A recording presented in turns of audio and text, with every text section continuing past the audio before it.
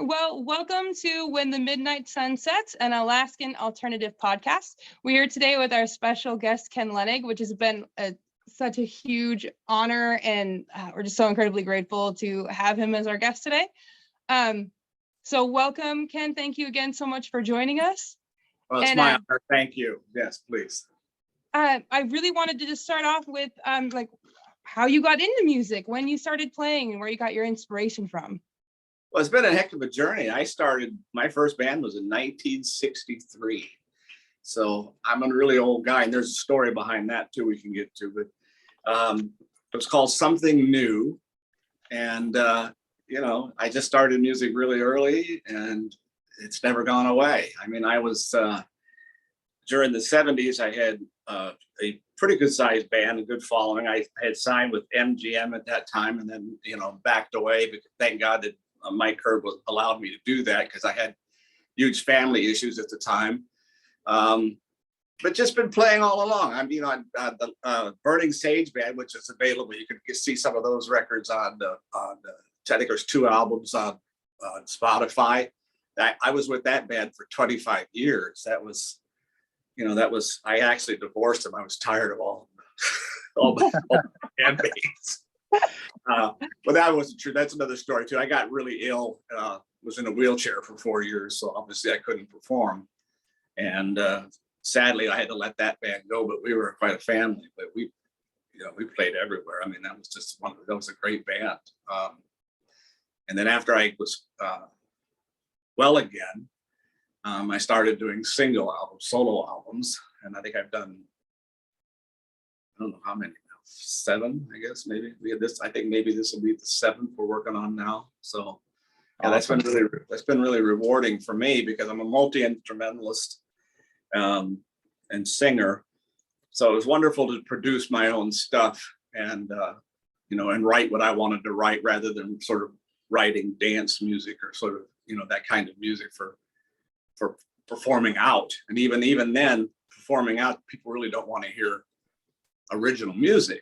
That's something that's a conversation we can have, but that's always been my love. I mean, playing covers is fine, and we always arrange them the way we wanted to arrange them, which is slightly quirky, but playing my own stuff and producing my own stuff is brilliant. And having the crew I have now, I call them my cast, because I consider every album a movie.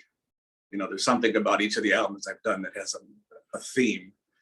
And this bunch of people, I have Ed Kornhauser on piano. I have Alicia Previn, you probably know that name. That was her father, had scored big movies during the 50s, 60s, and 70s. He was huge. And she's a brilliant violinist. And then John, my partner, is the bass player. Yeah, so it's just, this is still a family. I had a family for 25 years. Now I have another family, so musical family. But that's not my only gifts. I have been blessed with a very creative soul and lots to talk about there. I don't know if you did any research, but I was a famous doll artist for years. I'm also a writer, author. I have books out, and so my life is richer now than it was when I was younger. So music is important, but everything is important. And I have a podcast on creativity called Creatives with Ken Lehnig. And it's just a conversation, monologue really, about my insights about creativity. So yeah, that's kind of the wish I have for everybody else, is that they explore their creativity and express it the best they can. And I'll always be a coach and help for that, so that's, yeah. So I saw on your website that you did actually offer coaching, which I thought was really incredible. Yeah, I've coached people over the years a long time. On lit.org, which is still out there, during its heyday, I was the poetry editor. And I coached some of the people now are quite famous. Rob Mello, who was I mentored him early on lit.org. That's how we met. And he's wonderful. He's a great writer. I just had the opportunity to read one of his scripts. My goodness, he's wow.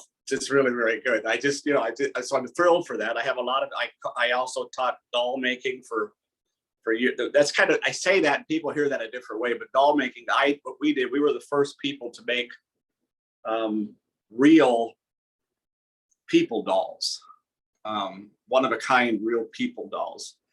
And I used an already existing product, but I had to design it for making dolls, which was a jewelry clay, low fire clay. And I was able to figure out a way to make doll faces. And then I had a woman who made human prosthetic eyes, and a friend of mine, and I asked her if she could make little tiny ones like human eyes.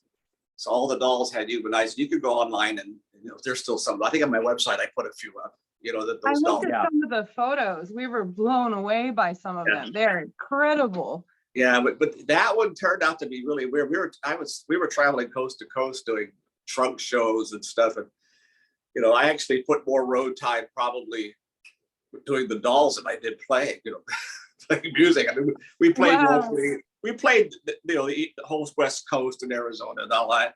But the dolls took us across the country. I mean, we were doing shows in New York and Atlanta, and, you know, and it was just every place. And we got quite well known for that. And then I started teaching that skill to other people. And some of those people are quite famous now. I mean, Patty Kalea is a name that she's very famous for making cloth dolls, but she did some beautiful regular dolls that we in some of the classes. So I mean, there's some wonderful people out there doing great things, and I have the blessed, I don't know how to put that I am certainly blessed by, you know, their development, by that having maybe that little spark at the beginning, you know. So I quite like it. That is so important. I started writing poetry at a young age, and when I heard that you were a poet and an author, I was just elated to get to talk to you, because I know when Rob told me about you initially, he was saying that you were just one of the most gifted writers he's ever had the opportunity to read. And that I have all of your books, almost all of them on order. I have Strange Reflections and Peculiar Tellings and Haunted Halloween. Those are all on order. So I'm really excited to get to read everything. And where can we find your poetry at? I've always been a poet. I've been a poet since I was 6 years old. I just had a love affair with language. You know, I think that, and when I would write articles and do things on lit.org, those articles are still around. If you Google me, you can still find them. My whole premise is that any prose or any poetry, I use the word high language rather than spoken language. You know, poetry can be very, very like painting on a canvas.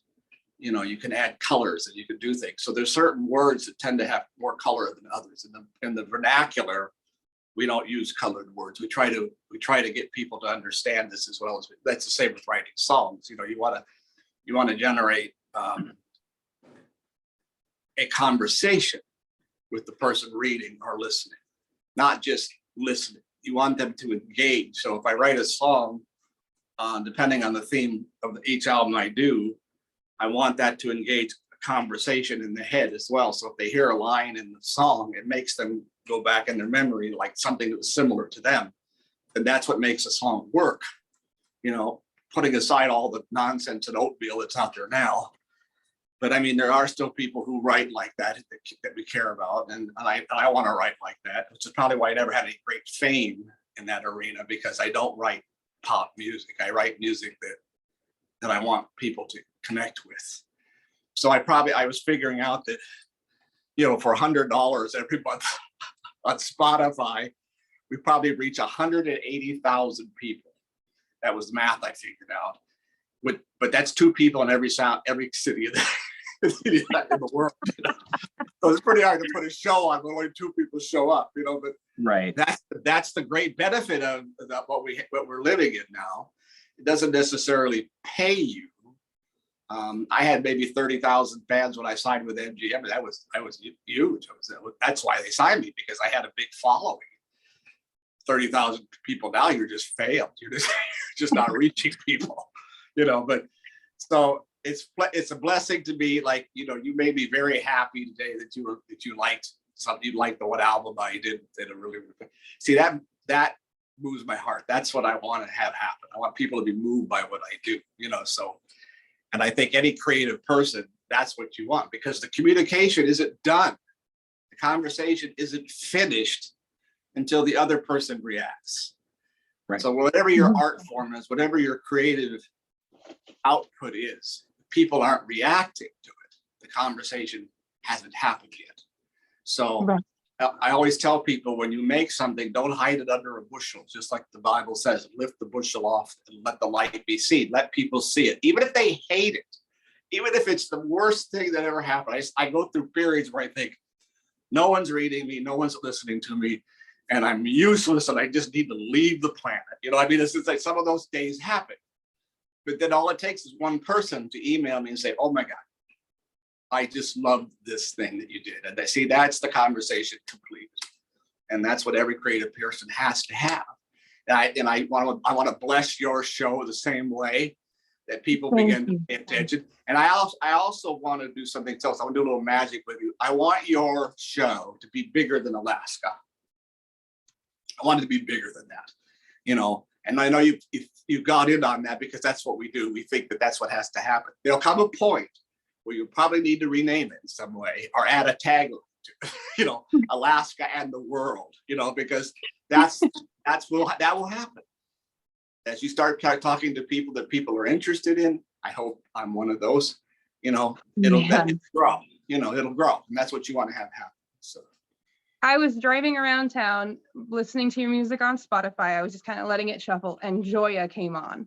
And when I say that song gave me shivers, I almost had to pull over. Your line about when someone guns you down, and oh my gosh, that is one of the most beautifully well-written songs I've ever heard. It made me emotional. It's my top 5 favorite songs of all time now. And just hearing that one alone, I was like, oh my gosh, I can't wait to talk to this guy. My name is Joe. I was a minor man.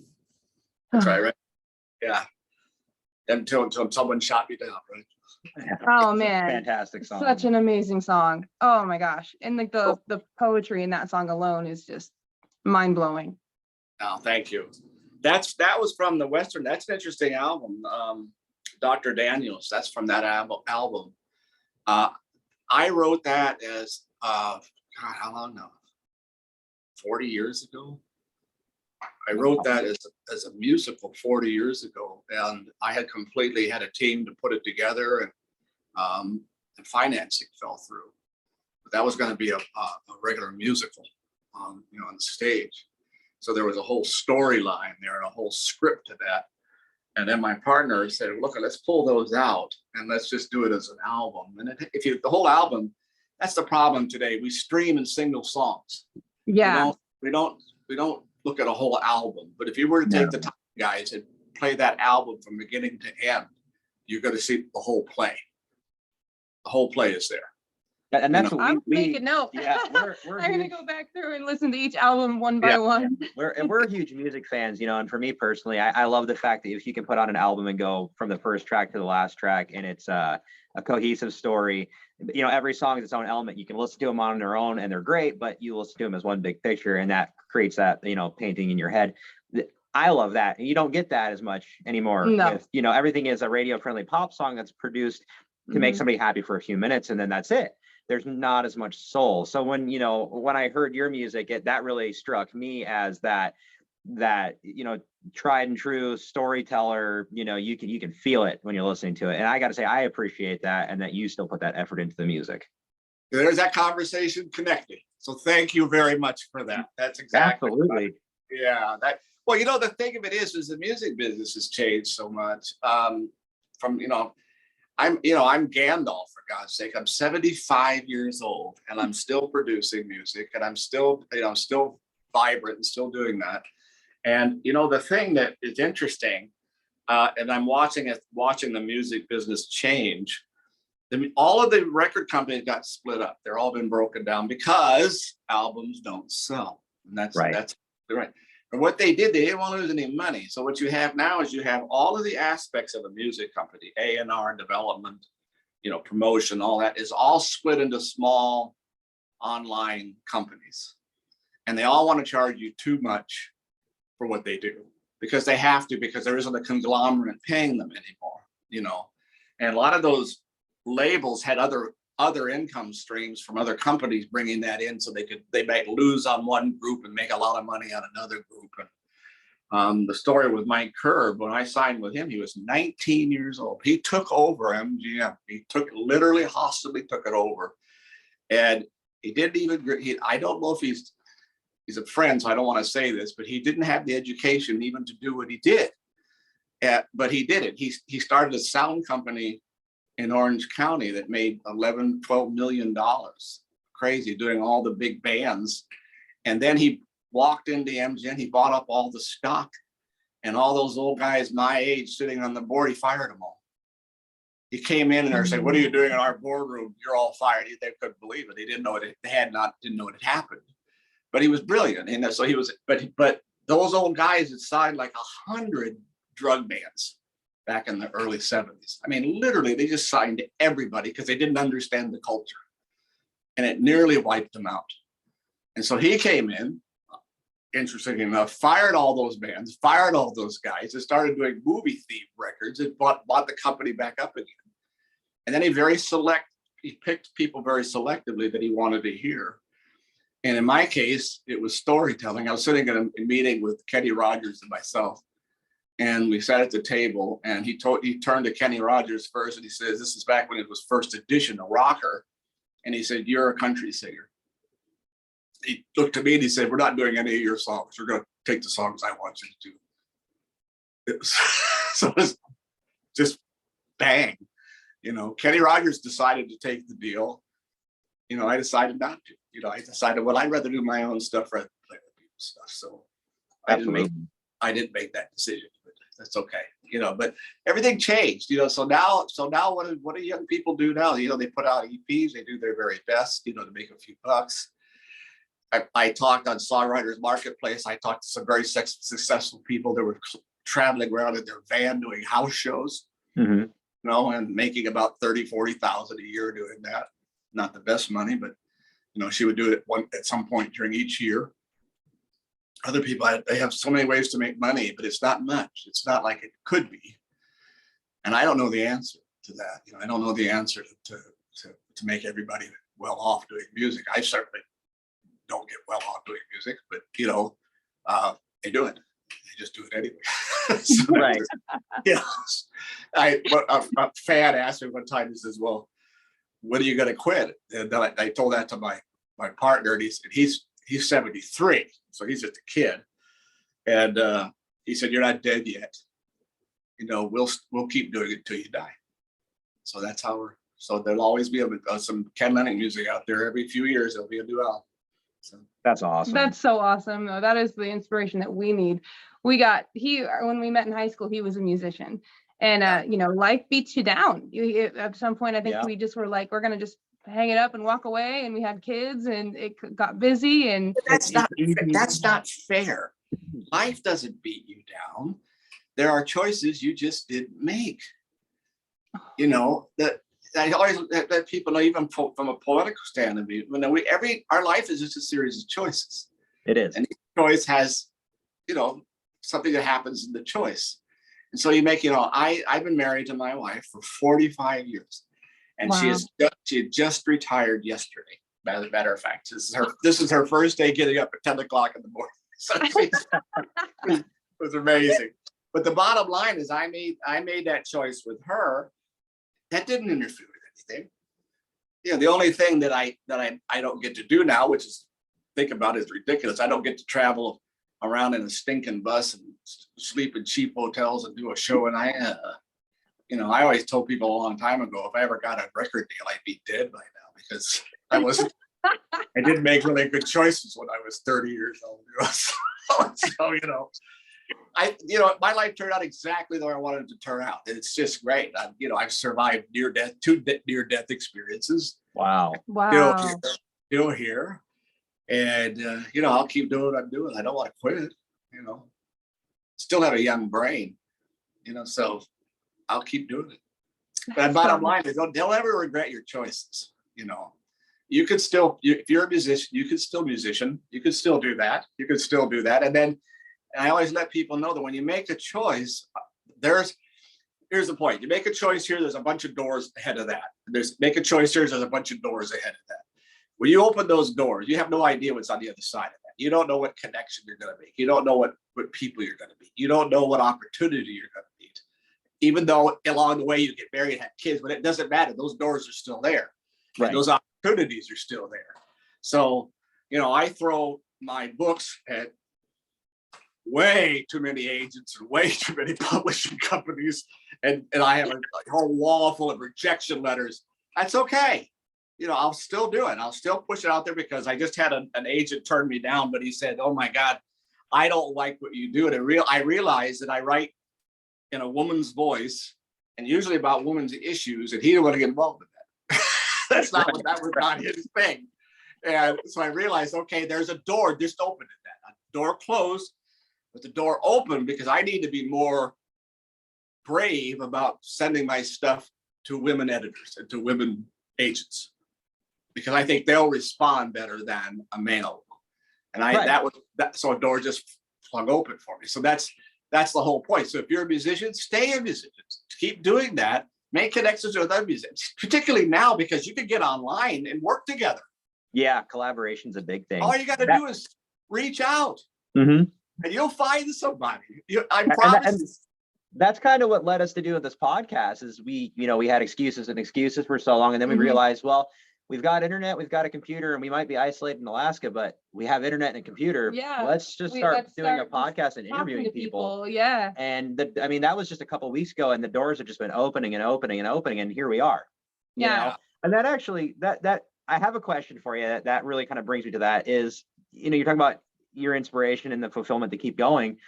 So of all the hats that you wear as an artist, because I know you wear a lot of them, which outlet or which art form to you, what really brings you the most fulfillment or gratification? What keeps you going? Creative. Doesn't matter.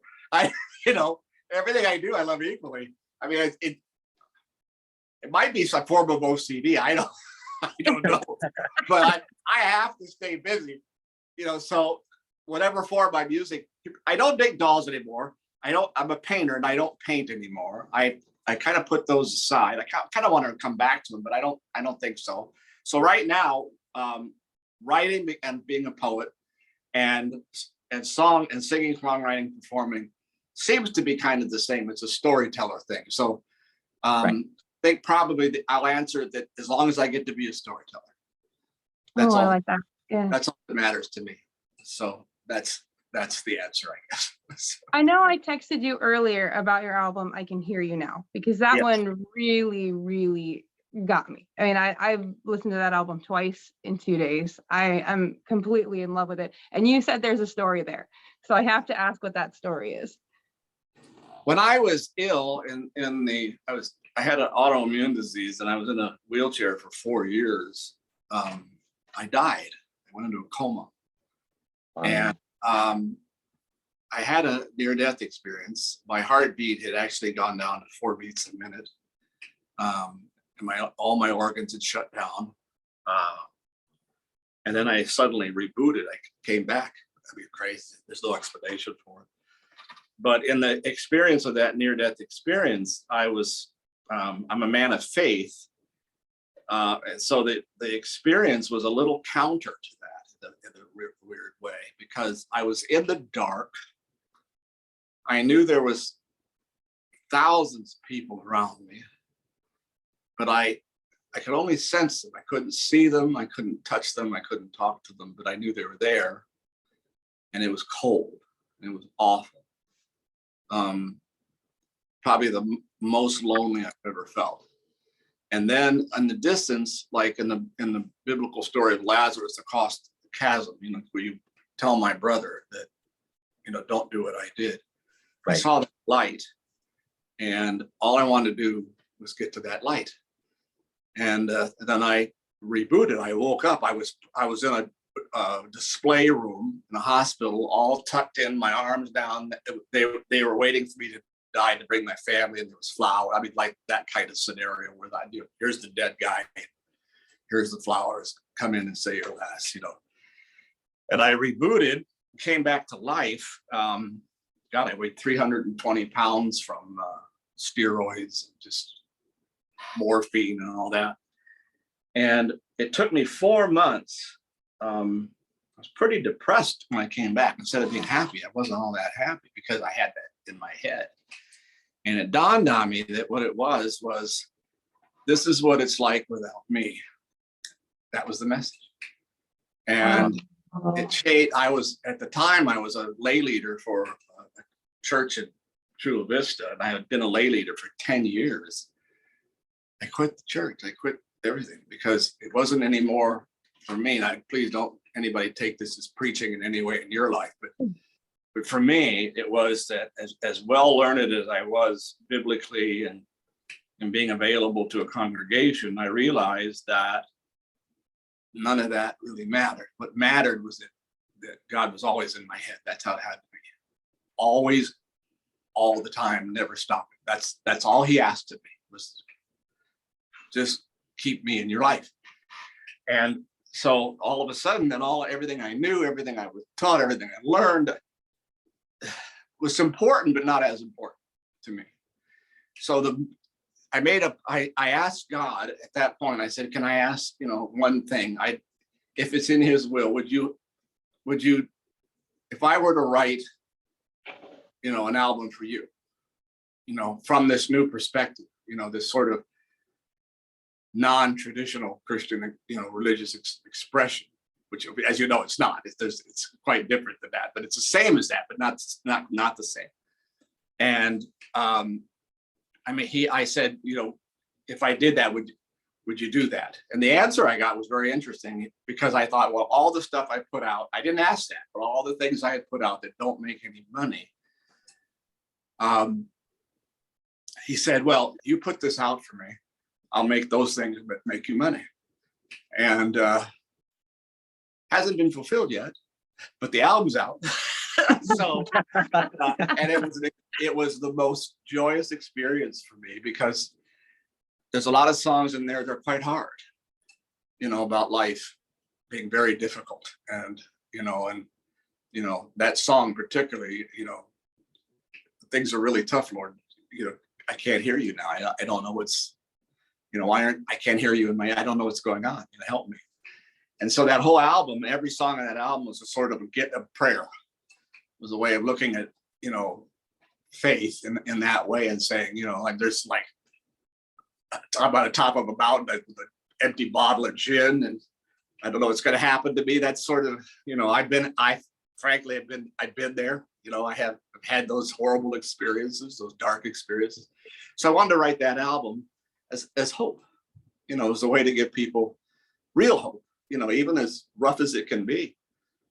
And I've been through some very rough spots in my life, and that's that expression. So that's that creativity, and that's a conversation I'm having with everybody else. So you fulfilling that conversation is wonderful. Thank you for that. Well, So, thank you. We're both believers. We both are faith-based, and hearing that, oh my goodness. Like, I look for music that's going to move me in my faith all the time. And that moved me in so many ways. And it gets you back on fire when you start to feel those kind of lows that you feel. Yeah. It's really inspiring to it really is. Hear something or read something that makes you not feel alone in that struggle, Especially today. It's a scary thing to come out and say that you're a believer. It's a scary time, and so to hear that, it just really inspired me to want to say, yes, this is me. And I want to share that album. And I hope that brings that reward to you, like you said, with the conversation piece and being able to put that out there for people to hear. And then knowing that you're connecting with people, however many it happens to be, that can bring that fulfillment, that you change something for somebody. Yeah, that album is going to get shared many times in my life. Thank you for that. Thank you. That's the most popular album I've done. Surprise. Wow. I didn't know how that would be told, because I didn't do it really for me. I did it for him. Right. And to have that confidence seems to be. And then, of course, God does things at his pace, at his speed. And, so I trust him. And at this point, I just want a legacy for my wife and kids, which is why I do the things I do. So if money becomes a part of that, that's great. But that's not my call. That's his call. So Right. we'll see what happens with that. But I'm pleased that you like it. One of my favorite albums to do. Yeah, that was nuts. That was interesting album to do. It's just, I thought there's sometimes when you create, it comes easy. And other times when you create, it's gut wrenching. There's something like, for example, I wrote that book, Truth Will Tell Tales. I've had a life of very high strangeness. I mean, my mother was kind of witchy. She always moved into a haunted house for us. So I was around that since I was 5 years old. I had not alien, but UFO contact stuff, just nutty things. That's what that book is about, by the way. That Truth Will Tell a Tale, about how high strangeness and my position on that is that there's a lot more people that have those kinds of events that don't ever say because they're scared, they don't want to talk about it. And I also say that in my life, the people who do have a high strange event have more than one, many. And they don't have a voice. So I wrote the book. My daughter did that because I was telling these tales as stories to my kids. And I have 5 delightful children now, they're all grown. And my daughter said, she called me up one day, she goes, "Dad, are all those stories true?" Yeah, you need to write a book. I said, "I don't want to write a book." That's too crazy. It's too crazy. It's too nutty. People won't believe what I'm saying. And she goes, "It doesn't matter. Just do it." Yeah. So I tried to write it in first person. I literally got sick, stomach upset, just headache. That didn't work. So I wrote it in a fictionalized way, in a third person, but it's still all the stories exactly as it happened to me. And I make that preface, but I couldn't write it in first person. It's too awful, because you had to write the what happened before, what happened after. I mean, that's hard. Telling just the story like a story is separate from you. But when you put in the whole context of the story, it becomes too emotional. It becomes reactive to you. And so I wrote that story, for her and for my family, and for the world. But I also wanted people to know that I would love to have people hub off me, or have people hub off other people like yourselves and get to me. And I would like to be able to consolidate those stories for people who don't have a voice in that, because I know how affecting it can be in your life, how tragic, how crazy. The one UFO thing that happened to me, I had a craft 15 feet above my car. Wow. It was nuts. And then I went to a psychiatrist because I was having all kinds of issues, stress issues. And I found out I lost 45 minutes. So now I'm amongst those people, and it's horrible. And I hated it. I just, I don't want to be amongst those people. I don't want that, But I decided that in the book to say, look, I'm trying to get that to a regular publisher so it gets more spread. But I would really like people to be able to speak to me about what happened, so they have a free voice that can tell somebody. There again, that conversation.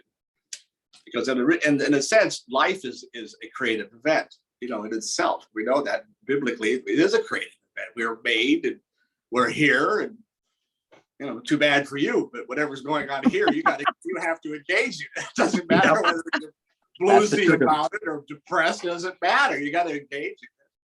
And so, I don't separate those events from life. It's just that's just those events in life. And I really would like people to have a little bit more, I don't want to use the word sanity because it's not psychological, but at least feel that you're not alone in those conversations. I want people to, just be able to talk to it. And, here's the crazy thing. More Christian people have those events, and they have no way to integrate them, because biblically, it's just demonic. It doesn't. Right. They they just say it's demonic, and they have no way to explain it, to talk about it. And now in my church, I let people talk to me about all of that. That was part of what, made me write that book too, because like that was so surprising how many people would contact me and say, I'm a Christian, but I can't integrate this. I don't know what to do. It's so true. We've had conversations here just in my family about the same things. Mhm. How do they fit in? Where does it fall? I've heard a lot of different ideas of people who think that, it's going to have a lot to do with revelation and, the rapture. That they'll somehow be involved in that. And I've heard a lot of different takes on it. But it's hard as a Christian to try to figure out how those pieces all fit together. I know, terrible. Yeah. It certainly has something to do with the end times, but I have a different view on the end times. I don't think it's the end of everything. It's just the end of this thing. Right. It's just the end of this, and then this goes on. So whatever that is, it will have to include all of those kind of crazy things too, because there's no real conversation about it other than signs in the sky. That's biblical, Right. So are these things signs in the sky? Yeah, very likely. So I don't know. And it doesn't qualify it. It just says signs in the sky. It doesn't mean bad signs in the sky or good signs in the sky. It just says signs in the sky. But there again, one thing about creativity, this is another point I want to make before we leave, is that creativity is the truest expression. It can't lie. It can't be deceptive. Although people will make the case that propaganda art, like, in Germany, was deceptive, but it wasn't. It was a pure truth about that evil. And you looked at that artwork and you were manipulated into thinking a particular way. But Right. There it is. It's showing you the evil is there. They're just the interpretation is forced on you. But so really any form of creative output in its very nature has to be true. I don't care if it's gay guys dancing in a play. I don't care if it's, some weird thing you're watching. It doesn't make any sense. I mean, even Robert Mello's, he loves those slasher kind of movies and all those things. They're terrible and gruesome, but there's a certain truth in the expression of it, even though it's horrifying, and you don't have to be a part of it, but it's all creativity is in itself truthful and real. Whether or not you accept that conversation on the other side is the thing. So that's Right. that's always that conversation. I don't have to look at this. I'm not going to participate in that conversation. Is it any more valid? No, it's still valid. It's just I don't want to be a part of the conversation. So it's so I give blessing to everybody who creates, no matter how crazy it is. So. Oh, I love that. Oh my gosh. That's a nice take to hear on it. 'Cause there's a lot of people who push creativity but are limiting in a way, be creative, but not like that, Yeah, so it's nice to hear that perspective from somebody who can, accept that array of everything, regardless. So I mean, there was a sculpture years ago, I think it was by a Portuguese artist, where he painted Jesus out of fecal matter, and people went crazy. They hated it. It was blasphemous. Oh my God, he got such an intense. But I looked at that like, well, wait a minute. Jesus came down here. In a real sense, we're the fecal matter. We were the sinners. We were the bad people. I think that expression was absolutely brilliant, though misunderstood. I think, and that it was a statement. Whenever I look at any kind of expression, I mean, there's a lot of rap I can't stand. I don't want to participate in the conversation, but there's a lot of rap that I like, and I will participate in that conversation. And so, if you look at everything like a conversation with you, you can just choose not to pay attention, or, I don't want to be a part of that. And oftentimes you have to be told by somebody else that your interpretation is wrong. Look again, and I always love that. I always love when I screw up. I always love when I look at something and go, ah! And my own perceptions and my own, can't even think of a word for that, my own stupidity or whatever. And I turn away and someone says, no, look again. And I look again and I see what they saw. And I go, oh, I did not see that. I didn't get that. I didn't, so to me, that's a kind of an adventure. I mean, I always like to, constantly do that. I listen to new music all the time, and a lot of it I just go, okay. And since I'm a producer and a musician, I can look at it and go, all right, I know what you're trying to do, but you're not very skilled. Yeah. Somebody should have pitch corrected your voice.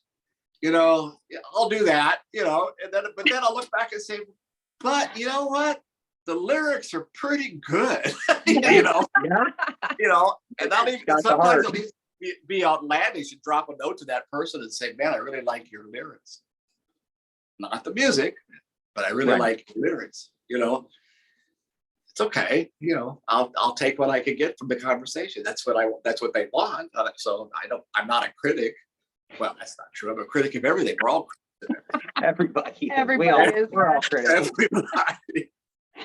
Yeah. No, this conversation has been great so far. I think artistically, it's nice to hear your perspective on everything. As a creator myself, it's nice to know that someone else is, you've got that passion and it pushes you. I know a lot of people from when I was younger, we played a lot of music, and a lot of my friends have gotten older and kind of just lost the passion. They say the same thing. And well, I work, or I have a relationship, or I have kids, and I just kind of lost it. And, almost being 30 myself, same age as them, I still have that burning all the time to want to keep doing it.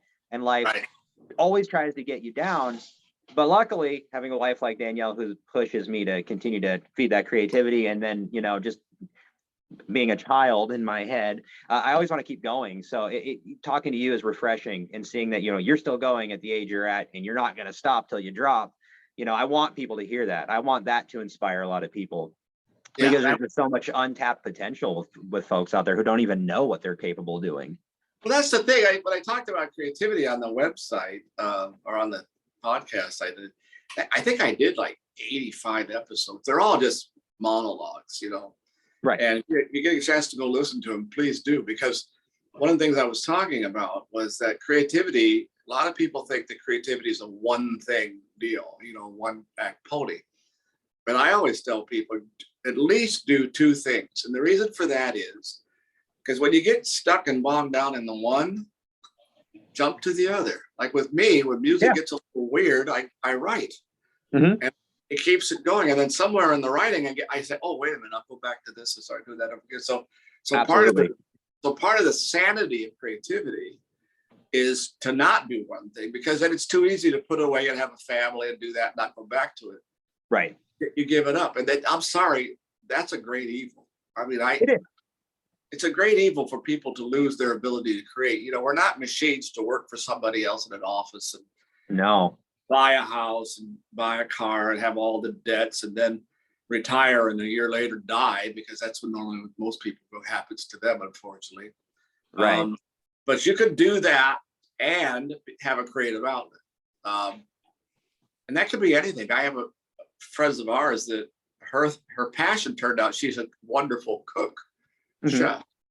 And, she worked at a call center and miserable, but she had been there for so long. So one day her and her husband just decided to buy a truck, a kitchen truck. And, we were talking, and the conversation we were having was about how to get people to know where you are. And I said, well, get on Facebook and get about 5,000 fans, and then every time you move someplace, tell them where you're going to park.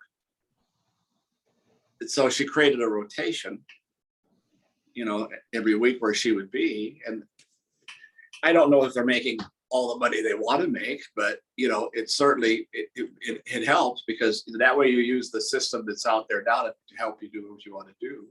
Oh, absolutely. And she's happy because she gets to do that.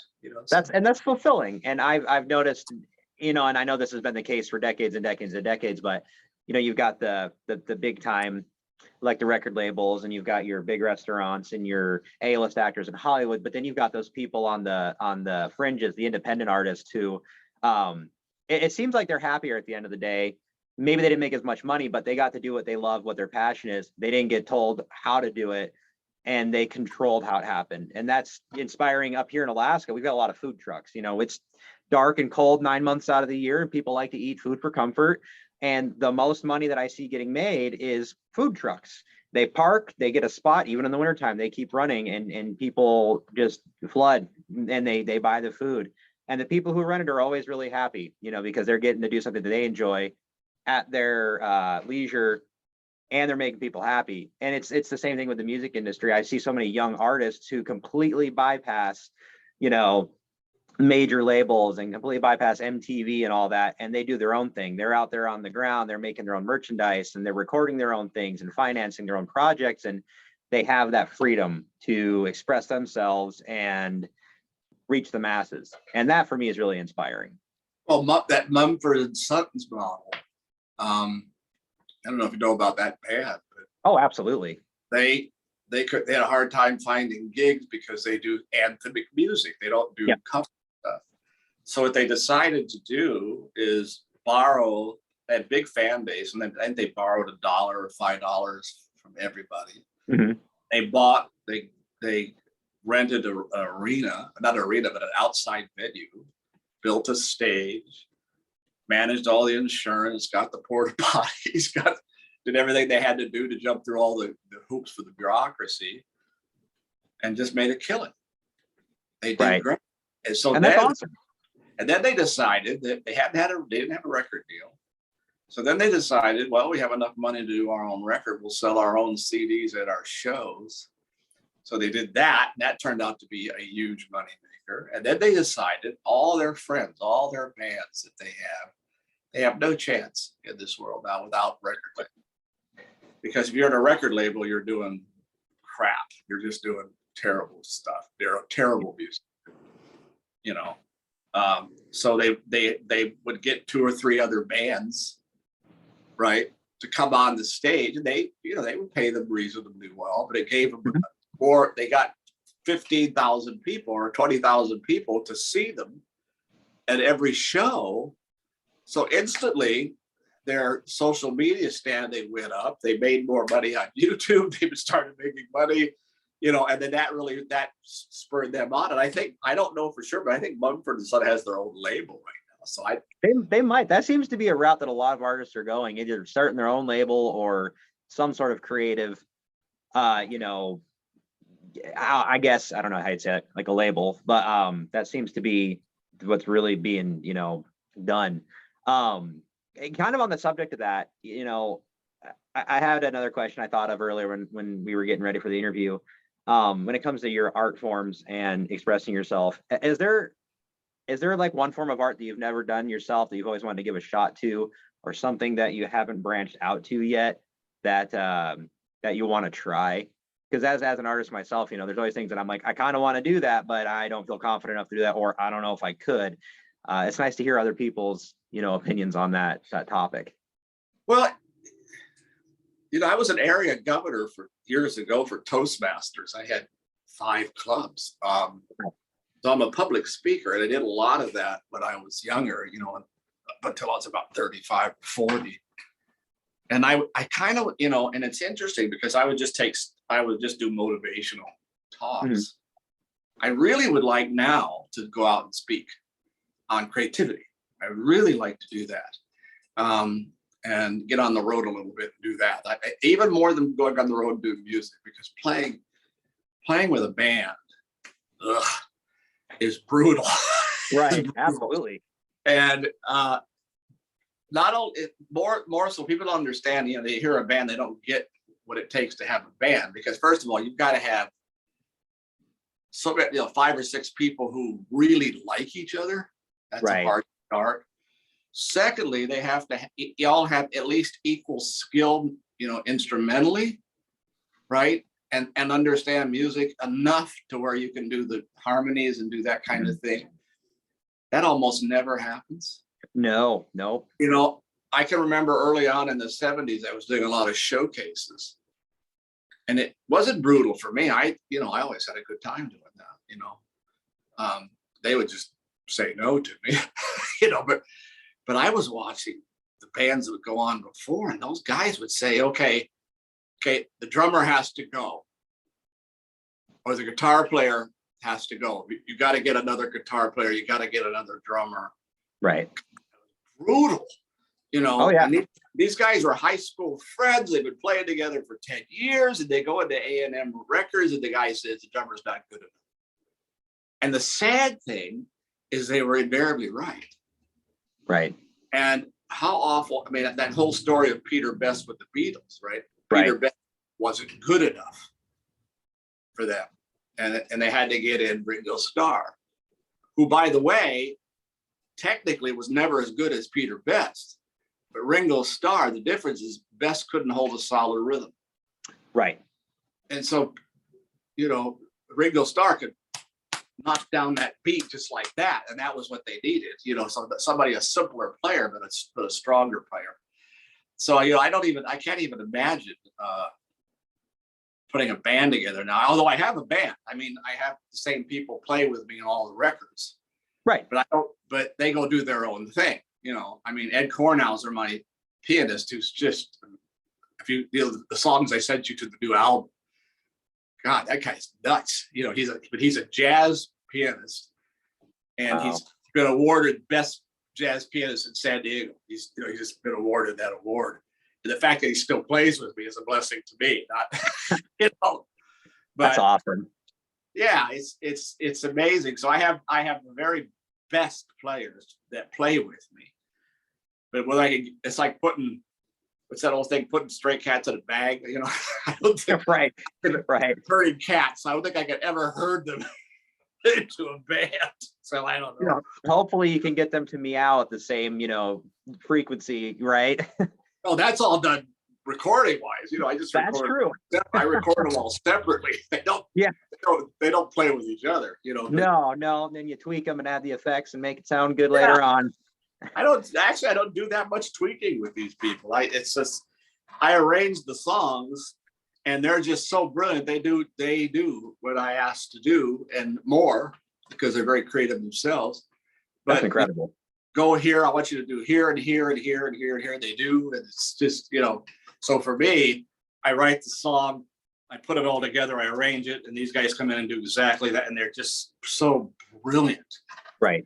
They do that. It doesn't even require much effort from them. It's just nuts. They just come in and get, like, I think Ed will come in and lay down 5 tracks in an afternoon. You know, right. He's been playing with me for 12 years now, so all these people sort of know what I'm going to do. I hope there's no great musical tricks that I pull on them. You know, they pretty much know where I'm going to go. You know, so it's pretty good. You know, so that's great. Awesome. It would be astounding if I could get them all together to do a concert at some point. Right. But we've had 3 years of COVID. Right. Yeah. Oh, yeah. That stifled a lot. Yeah. I mean, we did a concert early before COVID up in Encinitas. It went really well. But, you know, not for 3 years. You know, it's been terrible from that point of view. So many musicians have lost their mojo, you know, during that period of time. Right. You know, sort of that intangible nature of creativity is that when the lightning strikes and it stays around a while, man, that's amazing. That's amazing. Yeah. But it doesn't always happen. You know, so. Right. Anyway. Right. So yeah, so I answered the question. I would like to get on the road and do some public speaking on creativity. I think that would be pretty interesting. I would like to. I feel like with the anecdotes and the experiences you've gotten just from the little bit that we've gotten from you today, I mean, I feel like that'd be extremely successful, and it'd be great to be in the crowd and get to hear the things that you would say. So, I mean, I hope that works out in the end. That'd be awesome. Yeah. Maybe you can make your way up to Alaska one day and we can come see you. I'd love that. Yeah, I think the funny thing about that, my doll partner that, you know, was my sister, mm-hmm. and she became a really famous painter. And she lived in Anchorage. Oh, okay. So yeah, she had that Alaska experience, and it showed up in her work. I mean, it was pretty interesting. So that's awesome. That place affects you, no doubt about it.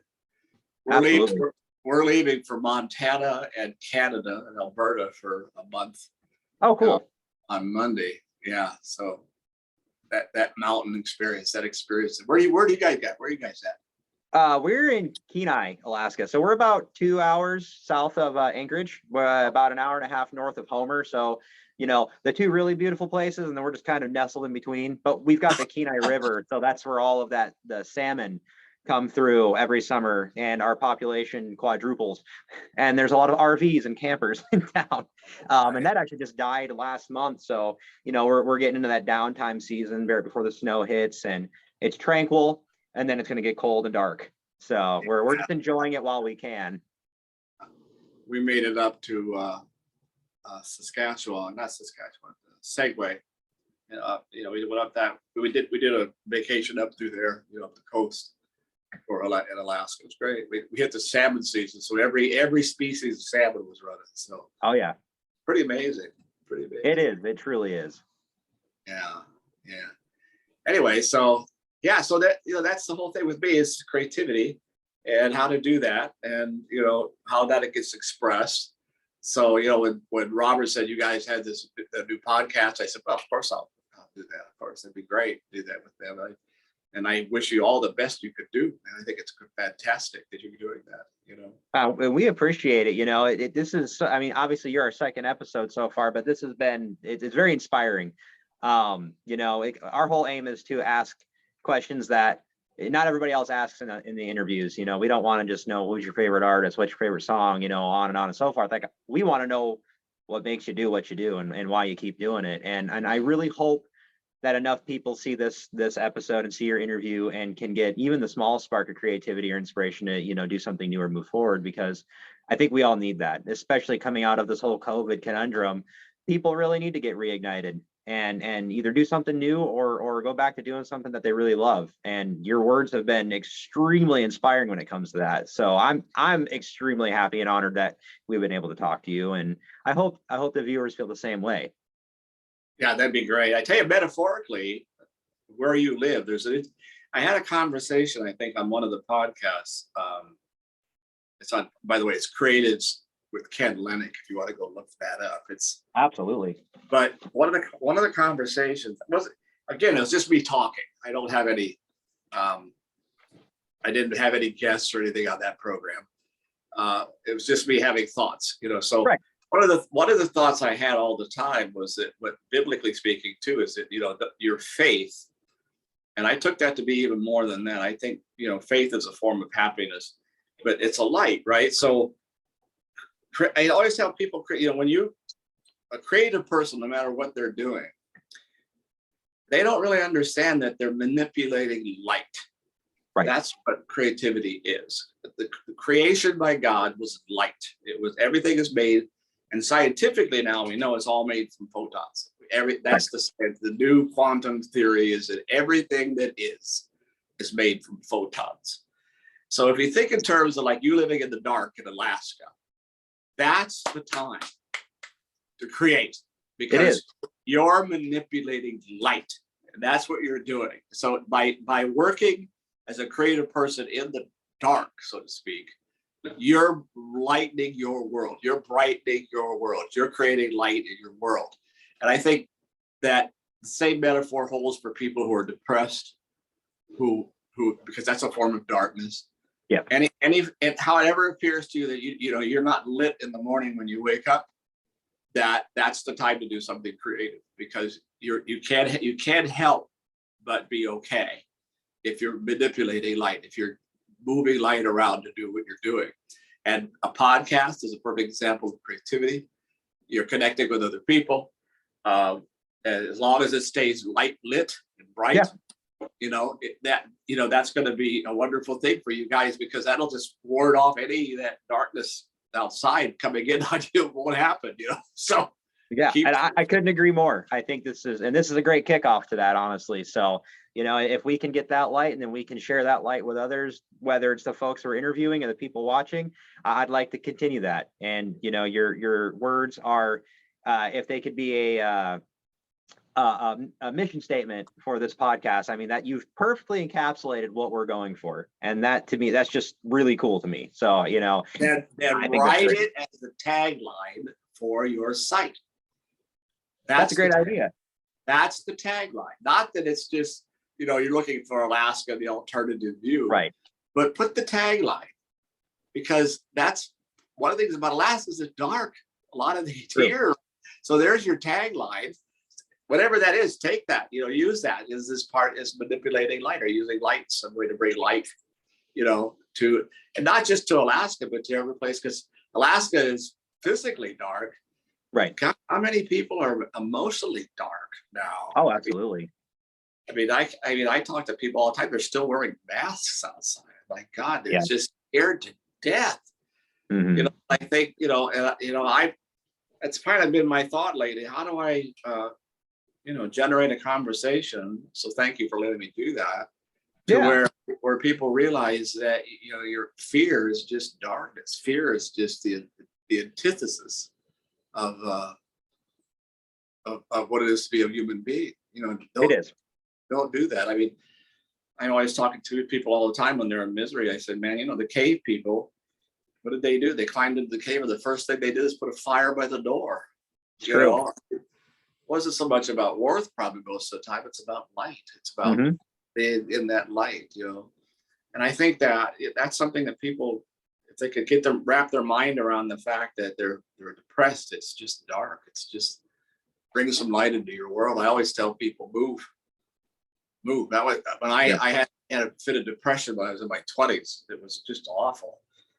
And I went to see a psychiatrist. They wanted to give me pills and all that stuff. And then what I started doing is I started putting on a pack, and I would go out and walk. I got mountains. I just started walking around, and you know what? It all went away. The depression left. Amazing. because you're in. You generate, first of all, movement is light. So any kind of movement you can do. So in a real sense, a podcast is movement. I mean, it's a form of there's an energetic dynamic to a podcast. Oh, yeah. Yeah. And there's that conversation about making something and completing the conversation. Yep. If what you make is light, and the person sees this light creation, and it lights something in them where they respond to it, that response, that's what you want. That's what any artist wants, no matter what they do. They want that light to affect that person in a way where it brightens them up. I remember we were doing dolls, and there was this couple great stories about that. But the one really wonderful story was that this young woman came by our booth, and there was a doll on the table, and she would come by. She came by twice. And then she picked the doll up and she put it on the ground. It was a big fairy, gorgeous fairy. And she sat on the floor cross-legged for hours, just looking at this doll.